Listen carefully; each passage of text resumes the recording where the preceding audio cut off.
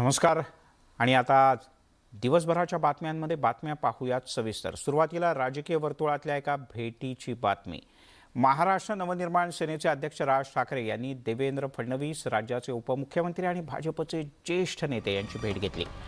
राज ठाकरे देवेंद्र फडणवीस यांच्या सागर या शासकीय निवासस्थानी दाखल झाले. या दोन्ही नेत्यांमध्ये बंद दाराआड बराच वेळ चर्चा झाल्याचं कळतं, त्यामुळे अनेकांच्या भुवया उंचावल्या आहेत. या दोन नेत्यांमध्ये नेमकी काय चर्चा झाली किंवा कोणकोणते प्रश्न यावेळेला चर्चिले गेले याबद्दल अधिक जाणून घेऊयात. प्रणाली कापसे आपल्या प्रतिनिधी आपल्यासोबत आहेत. प्रणाली, काय काय झालं या भेटीत? खरं तर मिलिंदर, ही भेट अतिशय गुप्त ठेवण्यात आलेली होती. फार काही या भेटीबद्दल माहिती नव्हतं. या दोन मोठ्या नेत्यांची भेट आणि त्यामध्ये एका मोठ्या उद्योगपतींचं येऊन भेटणं, खरं तर ही खूपच आश्चर्यकारक गोष्ट बोलली जाते आहे. परंतु एकीकडे जर आपण बघितलं तर ज्या पद्धतीनं, म्हणजे देवेंद्र फडणवीस हे हाऊसिंग मिनिस्टर आहेत, दुसरीकडे या मोठ्या उद्योगपतींना धारावीसारखा एक मोठा प्रकल्प जो आहे, जो की जर झाला तर पूर्णत्वास आला तर तो भारतातला सगळ्यात मोठा हाऊसिंग प्रकल्प असणार आहे. तर त्या प्रकल्पाच्या अनुषंगानं काही चर्चा झालेली आहे का? राज ठाकरे मुंबईतलं आणि महाराष्ट्रातलं एक मोठं नेतृत्व आहे, अशा वेळेला इतका मोठा प्रकल्प राबवत असताना त्यांच्या काही योजना आहेत का, किंवा मुंबईच्या विकासाबद्दलच्या त्यांचा जो काही विचार आहे त्या संदर्भामध्ये सुद्धा चर्चा झाली असण्याची शक्यता जी आहे ती वर्तवली जाते आहे. आणि जसं मी म्हणाले की या भेटीबद्दल फारसं काही कुणाला माहिती नव्हतं, त्यामुळे आश्चर्य व्यक्त होतं. ठीक आहे प्रणाली, तूर्तास धन्यवाद या सगळ्या सविस्तर माहितीबद्दल. वळूयात पुढच्या बातमीकडे. राज्याचे मुख्यमंत्री एकनाथ शिंदे यांनी राष्ट्रवादी काँग्रेसचे आमदार धनंजय मुंडे यांची मुंबईतल्या ब्रीच कँडी रुग्णालयात जाऊन भेट घेतली. यावेळेला त्यांनी मुंडे यांच्या प्रकृतीची विचारपूस केली, तसंच त्यांच्यावर सुरू असलेल्या उपचारांची डॉक्टरांकडून सविस्तर माहिती घेतली. काही दिवसांपूर्वी धनंजय मुंडे यांच्या कारला मोठा अपघात झाला होता. यानंतर त्यांना उपचारांसाठी अतिशय तातडीनं मेडिकल हेलिकॉप्टरच्या सहाय्यानं मुंबईला हलवण्यात आलं होतं.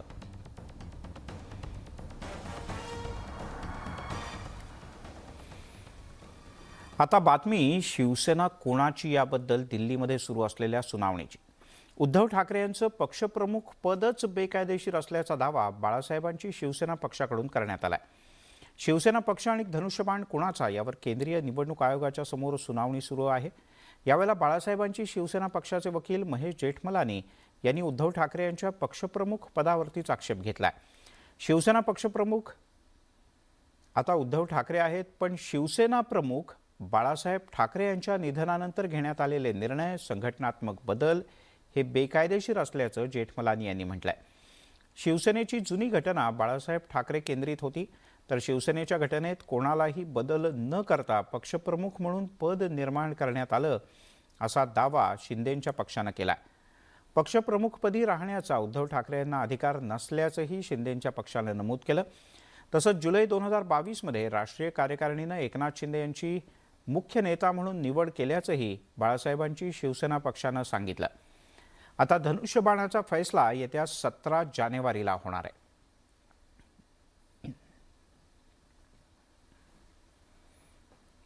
कसा कसा युक्तिवाद करण्यात आला आपण पाहूयात. प्रामुख्यानं उद्धव ठाकरे यांच्या पक्षाच्या वतीनं काय युक्तिवाद केला गेला, तर सर्वोच्च न्यायालयात या सगळ्या प्रकरणाची अद्यापही सुनावणी सुरू आहे. सर्वोच्च न्यायालयाचा निर्णय येईपर्यंत निर्णय नको असं कपिल सिब्बल यांनी निवडणूक आयोगासमोरच्या सुनावणीत म्हटलं. आयोगातला युक्तिवाद प्राथमिक की अंतिम हाही प्रश्न यामुळे उपस्थित होतोय. कोर्टानं बंडखोरांना अपात्र ठरवल्यास आयोगाचा कोणताही निर्णय हा हास्यास्पद ठरेल असंही ठाकरे यांच्या वतीनं निवडणूक आयोगासमोर सांगण्यात आलं. तर तिकडे बाळासाहेबांची शिवसेनेच्या वतीने अद्याप कुणालाही अपात्र ठरवण्यात आलेलं नाही हा मुद्दा जोरदार पद्धतीनं मांडण्यात आला. धनुष्यबाण कोणाचा हे ठरवण्यात अडथळा त्यामुळे येऊच शकत नाही. एवढंच नाही तर आमदार खासदारांची आमच्याकडे असलेली संख्या ही खूप जास्त आहे. बहुसंख्येकडे नेणारी आकडेवारी आमच्याकडे आहे आणि महत्त्वाचं म्हणजे सर्व निकषांवर शिंदे गटच सरस आहे असा दावा बाळासाहेबांची शिवसेना या पक्षाच्या वतीनं करण्यात आला. शिवसेनेची जुनी घटना म्हणजे शिवसेना प्रमुख बाळासाहेब ठाकरे केंद्रित होती. उद्धव ठाकरे यांनी शिवसेनेची घटना बदलली.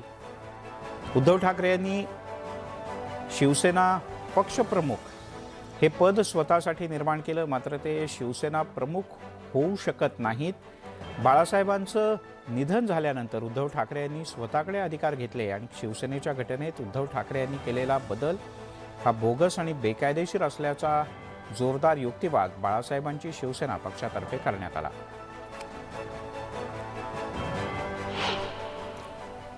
आर्ग्यूमेंट समाप्त हो चुके हैं हमारे तरफ से और मेन जो हमने सादी गली के जजमेंट जो जजमेंट है उसके बारे में हमने जिक्र किया. हमने कहा हम कवर्ड हैं, हमें मेजॉरिटी है और वो ही है टेस्ट जो है कि सही शिवसेना कौन है वो सादी गली का जो टेस्ट है उस पर निर्भर है और वो टेस्ट के मुताबिक हम ही असल शिवसेना पार्टी है. हमारे पास न्यूमेरिकल मेजॉरिटी है और हम ऑर्गेनाइजेशन में भी जो सचमुच ऑर्गेनाइजेशन है उसका कंट्रोल भी हमारे हाथ में है. 2018 में उद्धव ठाकरे ने गुप्त रूप से उस ऑर्गेनाइजेशन को अमेंड करा और ऑर्गेनाइजेशन इलेक्शंस को उन्होंने रद्द किया और ऑर्गेनाइज इलेक्शंस हुए ही नहीं. ये एक कारण है क्यों स्प्लिट हुआ, क्योंकि शिवसेना के कार्यकर्ता और एकनाथ शिंदे जी बहुत नाराज थे इस बदलाव से और हमने रेजोल्यूशन पास किया है जुलाई 2022 में कि ये और आइडियोलॉजी की वजह से कि हम स्प्लिट कर रहे हैं पार्टी. शिवसेना पक्ष प्रमुख जो है वो हम नहीं कह रहे गलत है, लेकिन जिस तरह से बाकी ऑफिस बेरर्स अपॉइंट किए गए हैं सिर्फ पक्ष प्रमुख के आदेश पे, वो गलत है. पक्ष हा मूळ पक्ष महत्त्वाचा आहे. याच्यामध्ये आम्ही 20 लाखाहून अधिक हे आमचे फॉर्म्स दिले, आमचे प्राथमिक सदस्य दिले. आज 20 लाखाहून प्राथमिक सदस्य देऊन आम्ही दिलेली जी काय ॲफिडेव्हिट्स आहेत ही ॲफिडेव्हिटसुद्धा 3 लाखाच्या घरात आहेत. जे आपले आमचे जे प्रतिनिधी आहेत, पदाधिकारी आहेत, ज्यांचं दिलेलं असताना त्यांनी ह्या सगळ्या गोष्टींना डावलून अशा प्रकारचं हे गृहीत न धरता इलेक्शन कमिशनला सगळे अधिकार आहेत आणि त्यांनी लेजिस्लेटिव्ह असेंब्लीचे मेंबर्स आणि लोकसभेचे मेंबर्स पार्लमेंटरी याच्यावरच निर्णय द्यावा आणि तो निर्णय देऊन मोकळं व्हावा अशा प्रकारचं जे देत आहे ते कुठंतरी भारताची लोकशाही ही पुढे खरोखर धोक्यात येते आहे का असं प्रश्नचिन्ह आहे. उनका जो ऑर्गेनाइजेशन जो है लोकतंत्र में सही है भाई, लोकतंत्र में जो मुकद्दर वो सिकंदर और वोट्स और दोनों सीट्स एकनाथ शिंदे के गुट के पक्ष में है. ठीक है. तिकडे शिवसेनेतील 16 आमदारांच्या अपात्रतेवर पुन्हा एकदा सर्वोच्च न्यायालयात तारीख पडली. आता पुढच्या महिन्यात या प्रकरणाची नियमित सुनावणी होणार आहे असं सर्वोच्च न्यायालयानं स्पष्ट केलं. त्यामुळे या प्रकरणी सर्वोच्च न्यायालयाचा फैसला हा राज्यातल्या शिंदे सरकारचं भवितव्य आता पुढच्या महिन्यात नव्यानं ठरवणार आहे. सत्ता संघर्षावर पुन्हा तारीख पे तारीख. व्हॅलेंटाईन डेला पुढची सुनावणी. शिंदे सरकारचं भवितव्य टांगणीला.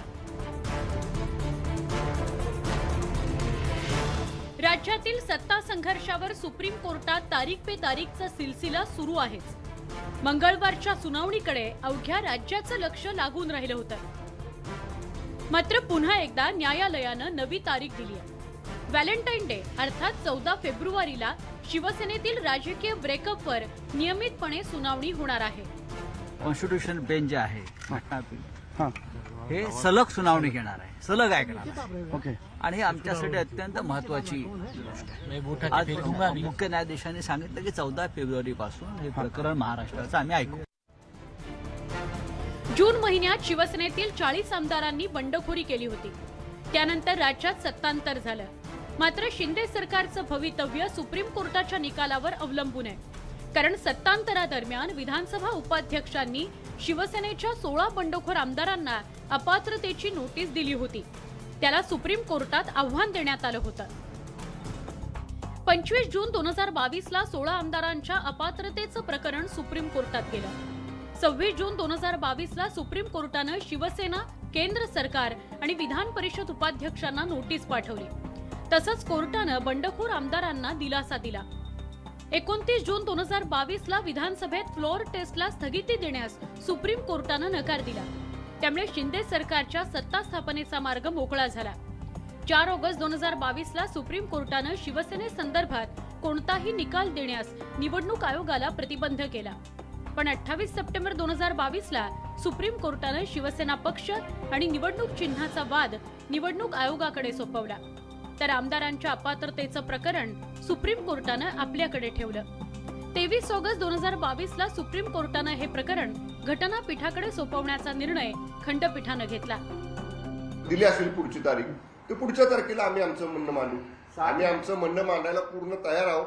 आमची माननीय सुप्रीम कोर्टातल्या न्यायालयातल्या केसमधली आमची बाजू, बाळासाहेबांची शिवसेनेची बाजू ही अत्यंत भक्कम आहे आणि सिनियर काउन्सिल जे आमचे दिल्लीच्या सुप्रीम कोर्टामध्ये आहेत ते आमचे सिनियर काउन्सिल आमची बाजू भक्कमपणानं माननीय न्यायालयासमोर मांडतील. राज्यातील सत्ता संघर्षाच्या खटल्यात 16 आमदारांवरील अपात्रतेची कारवाई हा या प्रकरणातील कळीचा मुद्दा आहे. कारण पीठासीन अध्यक्षांवर अविश्वासाचा प्रस्ताव दाखल असताना आमदारांना अपात्र ठरवण्याचा अधिकार आहे का याचा फैसला सुप्रीम कोर्ट करणार आहे. खरं तर या खटल्यामुळे पक्षांतर बंदी कायद्यात अधिक स्पष्टता येणार आहे. तसंच शिंदे फडणवीस सरकारचं भवितव्यही निकालावर अवलंबून आहे. Bureau report, news 18 Lokmat. वळूयात पुढच्या बातमीकडे. भाजपचे आमदार गोपीचंद पडळकर यांनी पुन्हा एकदा अजित पवार आणि शरद पवार यांच्यावर निशाणा साधलाय. अजित पवार किस झाड की पत्ती है म्हणत त्यांनी इंदिरा गांधींच्या पराभवाची आठवण करून दिली. पवार कुटुंबियांना बारामतीत जाऊन उत्तर देणार असल्याचं आव्हान पुन्हा एकदा पडळकर यांनी दिलंय. दुसरीकडे शरद पवार यांच्यावरही त्यांनी निशाणा साधला.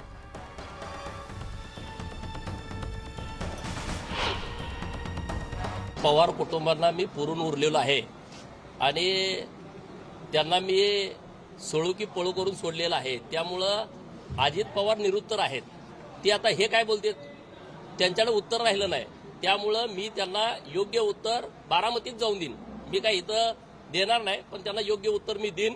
मी राज्यभरामध्ये त्यांना त्यांचं सरकार असतानाही सोळू की पळू करून सोडलं होतं. आज आमची सत्ता असताना सुद्धा मी लोकांच्या मध्ये जातोय, लोकांना जागरूक करतोय. त्यांच्याबरोबर जी लोक गैरसमजानं बरोबर होती त्यांना बाजूला करतोय. त्यामुळे हे पवार कुटुंब असं बावचळल्यासारखं करतंय. तर परमेश्वराकडे मी प्रार्थना करेन की त्यांचं आरोग्य चांगलं असावं, त्यांना दीर्घायुष्य लाभावं, 100 वर्षापर्यंत त्यांना आयुष्य लाभावं अशी मी प्रार्थना करेन. आणि महाराष्ट्रामध्ये आम्ही जे काम करतोय त्यांना ते पाहता यावं म्हणून 100 वर्षाचं आयुष्य त्यांना मिळावं अशी मी प्रार्थना बिरोबाच्या चरणी करतो. मी प्रत्येकाच्या उत्तर द्यायला बांधील नाही.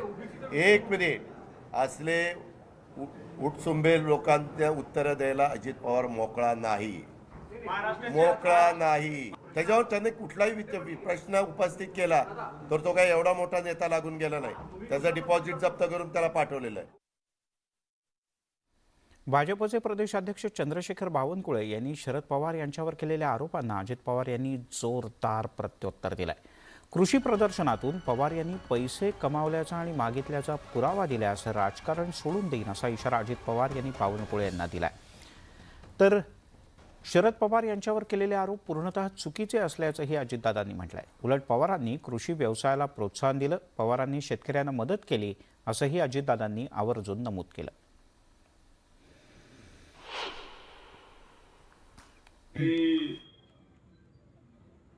मोठे मोठे व्यक्तिमत्व आहेत. खरं तर कधी कधी असं वाटतं की मोठे माणसाजवळ आपण जेव्हा जातो तेव्हा किती गरीब असे दिसतात आणि लहान माणसाजवळ जातो ते हृदयाने किती श्रीमंत असे दिसतात. लहान लोकांजवळ गेला तर हृदयाने श्रीमंत आहे, आपलं सर्वस्व देण्याची तयारी आहे. पण कधी कधी आपण खूप मोठ्या माणसाचा अभ्यास करतो, खूप श्रीमंत आहे पण इतके गरीब आहेत की शेतकऱ्याच्या कृषी प्रदर्शनाला प्रवेश फी सुद्धा लागू शकतो. एक शेतकरी उभा करा की हे कृषी प्रदर्शन होत असताना शरद पवारांनी पैसे मागितले, मी राजकारण सोडून देईन. आता ज्यांनी प्रश्न उपस्थित केलेला आहे त्याची ताकद आहे का तशा पद्धतीनं स्वीकारायचं आणि राजकारणातून निवृत्त व्हायचं. तिकडे एसीबीची नोटीस आल्यानंतर ठाकरे पक्षाचे आमदार नितीन देशमुख आणि रवी राणा यांच्यात चांगलीच जुंपले. राणांनी केलेल्या टीकेला उत्तर देताना देशमुख यांची जीभ मात्र घसरली. नोटिसा येतील ते जेलमध्ये जातील. नितीन देशमुखांबाबत रवी राणांचं भाकीत. एसीबी चौकशीवरून देशमुख राणांमध्ये जुंपली. अकोल्याचे आमदार नितीन देशमुख हे एसीबीच्या फेऱ्यात सापडले. त्यांना अमरावती एसीबीनं चौकशीसाठी नोटीस पाठवली आहे. देशमुख एसीबीच्या रडारवर असतानाच बडनेरियाचे आमदार रवी राणांनी नितीन देशमुखांबाबत भाकीत केलंय. ज्यांना नोटिसा आल्या आहेत त्यांची चौकशी होईल आणि लवकरच ते जेलमध्ये जातील असा टोला रवी राणांनी लगावलाय. त्यांच्या पापाचा घडा भरलेला आहे. जे उद्धव ठाकरेंनी पाप केलं ते त्यांच्यासोबत राहणाऱ्यांना भोगावं लागेल. जर पापाचा घडा भरलेला आहे, जे जे चुकीचं काम करतील, हे कायद्याचं राज्य आहे. हे देवेंद्र फडणवीस आणि एकनाथ शिंदेच्या खऱ्या अर्थानं नियम आणि कायदा पाळणारं राज्य असल्यामुळं जे जे उद्धव ठाकरेच्या पापाच्या घडामध्ये सामील आहे त्यांना नोटिसा पण येईल, कारवाई पण होईल आणि जेलमध्ये जावं लागेल. रवी राणांच्या या टीकेने नितीन देशमुखांचा तिळपापड झालाय. त्यांनी राणांबाबत अपशब्द वापरलेत. शिवाय रवी राणा हे बायकोच्या जीवावर राजकारण करत असल्याचा आरोप त्यांनी केलाय. नितीन देशमुख हा बायकोच्या भरोश्यावर राजकारण करणारा माणूस नाही. जे लोक बायकोच्या भरोश्यावर राजकारण करतात त्याचा पापाचा गळा भरत असते. ज्या रवी राणांनी त्यांना त्यांची जन्मभूमी कोणती आहे हे त्यांनाही माहीत नाही. तिथल्या मराठी माणसांनी त्यांना मोठं केलं. तोच मराठी माणूस त्यांना त्यांची जागा दाखवल्याशिवाय राहणार नाही. देशमुखांनी केलेल्या टीकेला पुन्हा राणांनी उत्तर दिलंय. जे काही वक्तव्य करताय माझ्या विरोधात ते आता बिना तेलाचे दिवे आहे. तो बिना तेलाचे दिवे आहे ते फळफळ करत असतात, म्हणून ते फळफळ करतेकडे मी लक्ष देत नाही. 3 लोकच, संजय राऊत, अनिल परब आणि आदित्य ठाकरे एवढेच लोक फक्त उद्धव ठाकरेसोबत राहतील. हे फळफळ करणारे सगळे येणाऱ्या काळामध्ये एकनाथ शिंदेजवळ जमा होईल. नितीन देशमुख हे गुवाहाटी रिटर्न आमदार आहेत. शिंदे कॅम्पसोबत गेल्यानंतर तिथून पळून आल्याचा दावा देशमुखांनी केला होता. राजन साळवी आणि वैभव नाईक यांच्या एसीबी चौकशीनंतर देशमुखांनाही एसीबीचं बोलावणं आलंय. आता आणखी किती जणांना एसीबीची नोटीस येणार याबाबत उत्सुकता आहे. अमरावतीहून संजय शेंडेसह ब्युरो रिपोर्ट, न्यूज 18 लोकमत. तिकडे राज्यातला आणखीन एक मोठा वाद जो गेले काही दिवस सुरू आहे आणि जो पुढचे काही दिवस सुरूच राहणार तो उर्फी जावेद आणि चित्रा वाघ यांच्यातला. उर्फी जावेद आणि चित्रा वाघ यांच्यातला हा वाद संपत नाहीये. उर्फीनं ट्विटची एक मालिकाच सुरू केली. उर्फीनं चित्रा वाघ यांच्यासाठी आणखीन एक नवीन ट्विट केलंय. उर्फी जावेदला दिला त्रास, चित्रा अशी कशी ग तू सास, असं ट्विट उर्फीनं शेअर केलंय. तिच्या ट्विटमुळे पुन्हा एकदा वाद सुरू झालाय. या पाठोपाठ उर्फीनं आणखीन एक ट्विट केलं. चित्राताई मेरी खास है, फ्युचर में होने वाली सास है, असंही खोचक ट्विट तिनं केलंय. दरम्यान उर्फीच्या या ट्विटनं अनेकांचं लक्ष वेधून घेतलंय. पोलिसांनी उर्फीवर कारवाई करावी, नाहीतर आमच्या अधिकारांचा आम्ही वापर करणार असा इशारा चित्रा वाघ यांनी दिलाय. उर्फीचा नंगानाच महाराष्ट्रात चालू देणार नाही असा सज्जड दम त्यांनी भरलाय. अमृता फडणवीस यांनी सुद्धा उर्फीला फटकारलं होतं, पण काही माध्यमांनी अमृता फडणवीस यांच्या वाक्याची मोडतोड करून दाखवली असा आरोपही त्यांनी केला. उर्फी विरुद्ध चित्रा वाघ असा संघर्ष सुरू आहे. या संघर्षात चित्रा वाघ उर्फीवर आता कायदेशीर कारवाई व्हायलाच पाहिजे यावर अधिकाधिक आग्रही होत चालले आहेत. आम्हाला अधिकार दिलेले आहेत. नाही केली पोलिसांनी कारवाई तर आम्ही आमचे अधिकार वापरून काय करायचं ते आम्ही निश्चितपणे करू, पण आम्ही हा नंगाना चालू देणार नाही. पुन्हा सांगते, अमृता फडणवीस म्हणाल्या, चित्राताईंनी यावर स्पष्टपणे भूमिका मांडलेली आहे. एक असते प्रोफेशनल गरज, कारण प्रोफेशनल गरजेनुसार सील करावे लागतात, पण फक्त मीडियासाठी आणि प्रकाश झोतात राहण्यासाठी तुम्ही रस्त्यावर फिरताय तर ते मला योग्य वाटत नाही. ही भूमिका आहे. आता त्या जे काही बोलल्या असतील ते एक त्याला कोपऱ्यात घेऊन बोलल्या नसतील ना, सगळ्यांसमोर बोलल्या असतील. मग एका माध्यमाने हे असं छापायचं आणि दुसऱ्या माध्यमाने असं छापायचं, हे कसं काय? बोलताना तर त्या सगळ्यांशी बोलल्या असतील. मग अशा चुकीच्या आणि वेडवाकड्या बातम्या कृपया लावू नका. पाहूयात या प्रकरणात पुढे आणखीन काय काय होतं ते. वळूयात पुढच्या बातमीकडे.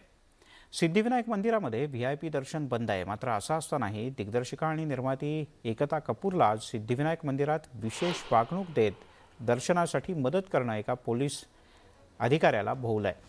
एकता कपूर दर्शनासाठी आली होती त्यावेळेला विशेष वागणूक दिल्याप्रकरणी काळाचौकी पोलीस स्थानकात कार्यरत असलेल्या पोलीस अधिकाऱ्याला मेमो देण्यात आलाय. दरम्यान VIP दर्शन बंद असल्यानं कॅबिनेट मंत्री अतुल सावे यांनी सुद्धा सर्वसामान्यांच्या प्रमाणेच दर्शन घेतलं.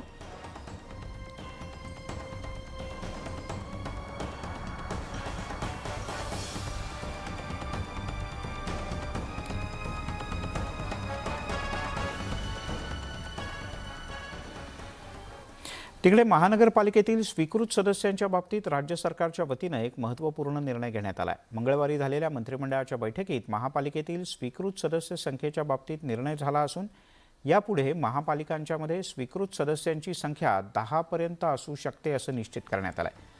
महापालिकेतील एकूण सदस्य संख्येच्या 10% किंवा एकूण 10 नगरसेवक यापैकी जी संख्या कमी असेल तितकेच नगरसेवक स्वीकृत सदस्य म्हणून निवडले जाणार आहेत. राज्य सरकारच्या नव्या निर्णयामुळे सर्वच राजकीय पक्षांना याचा फायदा होईल.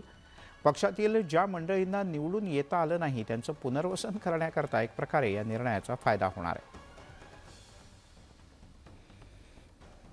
ठीक आहे, सरकारच्या अधिकारामध्ये त्यांनी हा निर्णय घेतला असेल. नॉमिनेट करण्याचं स्वीकृत तज्ज्ञ म्हणून घेण्याची जी हे आहे, एक तर आपण एकनाथ शिंदे असतानाच प्रत्येक नगरपालिकेत एकनाथ शिंदे नगरविकास मंत्री असताना त्यांनी प्रस्ताव आणला आणि वॉर्ड रचना आणि संख्या वाढवण्याचं काम हे त्यांच्या काळात केलं. त्यावेळी देखील आम्ही ही संख्या वाढवणं योग्य नाही सांगत होतो. आता बसायला जागा त्या सभागृहामध्ये आहे त्याच्या मर्यादेत तरी ही संख्या असेल अशी आपण अपेक्षा करूया. महापालिकेच्या बाबतीत जे स्वीकृत सदस्य आहेत त्या बाबतीमध्ये एक महत्त्वपूर्ण निर्णय घेतला गेला आणि त्यामध्ये 10% किंवा 10 म्हणजे 100च्या वर जर असतील तर त्या ठिकाणी समजा 150 सदस्य आहेत तर त्या ठिकाणी 10 पर्यंत, आणि जर समजा 74 आहे तर धुळ्याला जळगावला आमच्याकडे 74 सदस्य आहेत, कुठे 65 आहेत तर त्या ठिकाणी 10%च्या मर्यादेमध्ये, म्हणजे त्या ठिकाणी 6 राहतील 5 राहतील.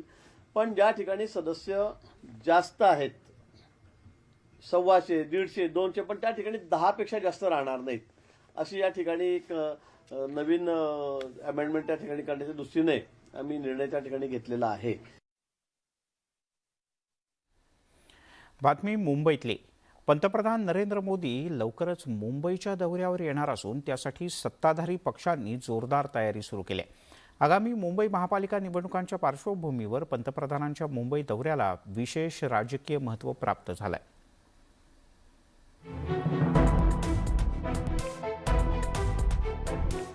पुढच्या आठवड्यात पंतप्रधान नरेंद्र मोदी मुंबईच्या दौऱ्यावरती येत आहेत. राज्यातील सत्तांतरानंतर प्रथमच मोदी मुंबईत येणार असल्यामुळे सत्ताधाऱ्यांकडून मोठ्या प्रमाणात राजकीय शक्ती प्रदर्शन केलं जाण्याची शक्यता वर्तवली जाते.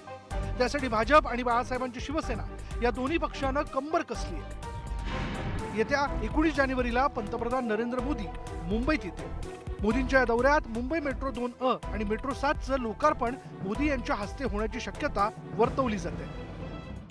आगामी मुंबई महापालिका निवडणुकीच्या पार्श्वभूमीवर मोदींच्या मुंबई दौऱ्याला राजकीय महत्त्व प्राप्त झालंय. कारण मुंबई महापालिका निवडणुकीची घोषणा कधी होऊ शकते, त्यामुळे मोदींच्या मुंबई दौऱ्यात मुंबईकरांसाठी मोठ्या घोषणा होण्याची शक्यता नाकारता येत नाही. राज्यात लवकरच प्रमुख महानगरपालिकांच्या निवडणुका पार पडतात. मात्र त्यामध्ये मुंबई महापालिकेची निवडणूक सर्वच राजकीय पक्षांसाठी महत्त्वाची मानली जाते. जवळपास 3 दशकं मुंबई महापालिकेवर शिवसेनेची एक हाती सत्ता होती. मात्र युती तुटल्यानंतर भाजपनं मुंबई महापालिकेवर लक्ष केंद्रित केलं. मुंबई महापालिकेची सत्ता मिळवण्यासाठी भाजपनं जोरदार मोर्चे बांधणी सुरू केली. गेल्यावेळी मुंबई महापालिका निवडणुकीत भाजपनं शिवसेनेला जोरदार टक्कर दिली होती. आता भाजपला मुख्यमंत्री शिंदेंच्या बाळासाहेबांची शिवसेना पक्षाची साथ मिळणार आहे. त्यामुळे यंदाची मुंबई महापालिकेची निवडणूक रंगतदार होईल. मात्र महापालिका निवडणुकीपूर्वी मोदींच्या दौऱ्याच्या माध्यमातून सत्ताधाऱ्यांकडून राजकीय वातावरण निर्मितीचा प्रयत्न केला जाण्याची शक्यता वर्तवली जाते. Bureau report, news 18 Lokmat. News 18 लोकमतवर आपण पाहत आहे दिवसभराच्या बातम्या. देशातलं वातावरण सातत्यानं बदलत आहे. म्हणजे वातावरण बदलाचा खूप मोठा परिणाम देशाच्या आता जवळपास सगळ्या भागावर दिसतोय. कुठे थंडीचा कडाका आहे, कुठे वातावरण अतिशय ढगाळ आहे, सूर्यदर्शन होत नाही. सध्या उत्तर भारत चांगलाच गारठला आहे. पंजाब, हरियाणा, चंदीगड, दिल्ली, उत्तर प्रदेश या राज्यांना रेड अलर्ट जारी करण्यात आला आहे. अनेक ठिकाणी तापमानाचा पारा 10 ते 12 अंश सेल्सिअसच्या दरम्यान आहे. काही ठिकाणी 1 अंकी तापमान आहे. देशातल्या अनेक भागांमध्ये तापमानाचा पारा घसरतोय, त्यामुळे हुळहुळी भरतीये. डोंगरापासून ते थेट मैदानी प्रदेशांपर्यंत थंडी जाणवू लागले. उत्तर प्रदेशातल्या काही राज्यांमध्ये तर थंडीचा जोर अधिकच वाढला आहे. 5 राज्यात तापमान आणखीन कमी होईल असा अंदाज वर्तवला जातोय. आपण दिल्ली, नोएडा, लखनौ आणि अयोध्या इथली दृश्य पाहतो आहोत. देशाच्या उत्तरेकडील अनेक राज्यात धुकं आणि कडाक्याची थंडी आहे. धुक्यामुळे अनेक एक्सप्रेस गाड्या उशिरानं धावत आहेत, तर काही गाड्या रद्द करण्यात आल्यात. सततच्या धुक्यामुळे भारतीय रेल्वेनं अनेक गाड्या रद्द केल्यात. धुक्यामुळे गाड्या उशिरा किंवा रद्द झाल्यामुळे प्रवाशांना अनेक अडचणींचा सामना करावा लागतोय. लोकांना तासनतास रेल्वेची वाट बघावी लागते. कडाक्याच्या थंडीत लोकांना रेल्वे स्थानकावरती थांबण्याशिवाय पर्याय नाही, अशी स्थिती काही ठिकाणी आहे.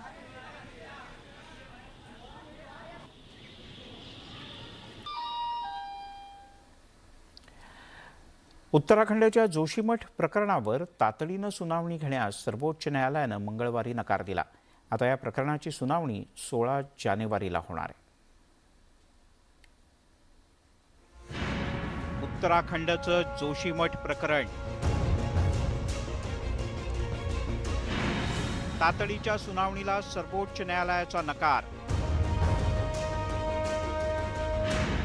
आता 16 जानेवारीला पुढची सुनावणी.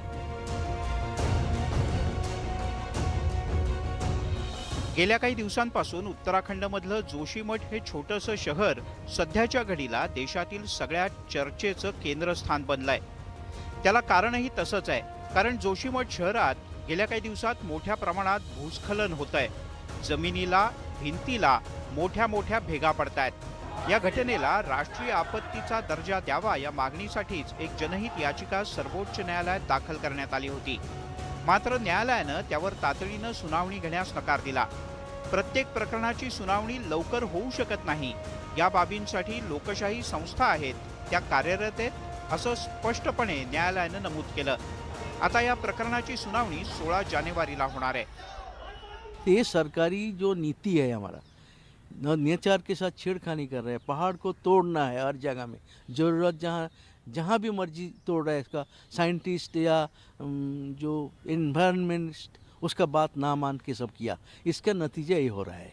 तो इसलिए ये जो अब हजारों लाख लोग कहाँ जाएगा. मागच्या काही दिवसांपासून जोशीमठ इथल्या अनेक घरांना अचानक तडे जायला सुरुवात झाली. अनेक ठिकाणी भूस्खलन झालं. त्यामुळे घरं, हॉटेल इथे भल्या मोठ्या भेगा पडल्या आहेत. प्रशासनानं या परिसराला असुरक्षित झोन म्हणून घोषित केलंय. अशा परिस्थितीत ज्या घरांना आणि इमारतींना सर्वाधिक फटका बसलाय ती जमीनदोस्त करण्याचे आदेश देखील देण्यात आले आहेत. काही ठिकाणी काम सुद्धा सुरू झालंय. भेगा पडलेल्या घरांवर लाल फुलीच्या खुणा करण्यात आल्या आहेत. तर त्या परिसरातील पाणी तसंच विजेचा पुरवठा सुद्धा खंडित करण्यात आलाय. जोशीमठ परिसरात आतापर्यंत 678 घरांना तडे गेले आहेत. सुरक्षेच्या दृष्टीनं आपत्ती व्यवस्थापन कायद्याच्या अंतर्गत 2 हॉटेल्स बंद करण्यात आले आहेत. 16 ठिकाणी केवळ 81 कुटुंब विस्थापित झाली आहेत. जोशीमठमध्ये आतापर्यंत 19 ठिकाणी 1191 लोकांच्या करता 213 खोल्यांमध्ये तात्पुरती राहण्याची व्यवस्था करण्यात आली आहे. पूरा घर चटक गया एकदम. घर देखते ही एकदम ऐसा हो रहा है, ऐसा दिल हो रहा है रोने, चीखे मार मार के रोया जाए. फट रहा है मकान. जी जी. क्या उम्मीद लग रही है, गिर सकता है? ये गिर सकता है, बिल्कुल गिर सकता है. चलते में हिल आए पूरा. तो किसी से शिकायत की? सब लोगों से शिकायत की जा रही है लेकिन कुछ नहीं हो रहा. आते हैं, देखते हैं, चले जाते हैं. मेरे मकान में काफी दरार आई हुई है, जिसकी वजह से हम डरे हुए हैं. और अगर कोई बात हो जाती है तो किसकी जिम्मेदारी होगी? नगर निगम की. मुआवजा ठोकेंगे नगर निगम पे, जिनको हर्जा खर्चा सब देना होगा. अभी सूचना प्राप्त हुई है कि वहाँ कुछ मकानों में दरार आई है, लेकिन पूरी तरीके से मामला संज्ञान नहीं आया है। अभी हम अपनी टीम को भेजेंगे और नगर निगम के स्तर पर जो अपेक्षित कार्रवाई होगी नियमानुसार वो उसमें कार्रवाई कराई जाएगी। उत्तराखंडमधील जोशीमठच्या सध्याच्या परिस्थितीवरून एक गोष्ट प्रकर्षानं जाणवते, विकास आणि पर्यावरण हे दोन्ही आवश्यक असलं तरी त्याचा समतोल साधण्याची सुद्धा तेवढीच गरज आहे। Bureau report, news 18 Lokmat. आणि आता बातमी क्रिकेटच्या मैदानातली। भारतानं दिलेल्या 374 धावांच्या आव्हानाचा पाठलाग करताना श्रीलंकेचा संघ 306 धावांपर्यंतच मजल मारू शकला। भारतानं सामना 67 धावांनी जिंकला। टीम इंडियाचा धडाकेबाज फलंदाज विराट कोहलीनं वनडे कारकिर्दीतलं 45वं शतक झळकावलं। नवीन वर्षातलं त्याचं हे पहिलंच शतक। या शतकासह विराटनं मास्टर ब्लास्टर सचिन तेंडुलकरच्या विक्रमाशी बरोबरी केली आहे। भारतीय भूमीवर सर्वाधिक शतकं झळकवण्याचा विक्रम सचिनच्या नावावर होता। या सामन्यात शतक झळकवत विराट कोहलीनं सचिनच्या सर्वाधिक शतकं झळकवण्याच्या विक्रमाशी बरोबरी केली। सचिननं भारताच्या भूमीवर 20 शतकं झळकावली होती। आता विराटनंही वनडेमध्ये आपली 20 शतकं पूर्ण केलीत। विराटची शतकी खेळी, रोहित आणि गिलच्या अर्धशतकी खेळीमुळे भारतानं श्रीलंकेपुढे 374 धावांचं भलं मोठं आव्हान ठेवलं होतं। टीम इंडियानं 67 धावांनी श्रीलंकेवर विजय मिळवला। घराच्या मैदानावर सर्वाधिक शतकं झळकवणारे क्रिकेटपटू कोण कोण आहे पाहूयात। सचिन तेंडुलकरनं 20 शतकं ठोकली। आता विराट कोहलीनं सुद्धा 20 शतकं ठोकून त्याच्याशी बरोबरी केली। या खालोखाल हशीम आमला 14 आणि रिकी पॉन्टिंग 13 शतकं या दोन्ही क्रिकेटपटूंनी आपापल्या घरच्या मैदानात ठोकलेली शतकं आहेत।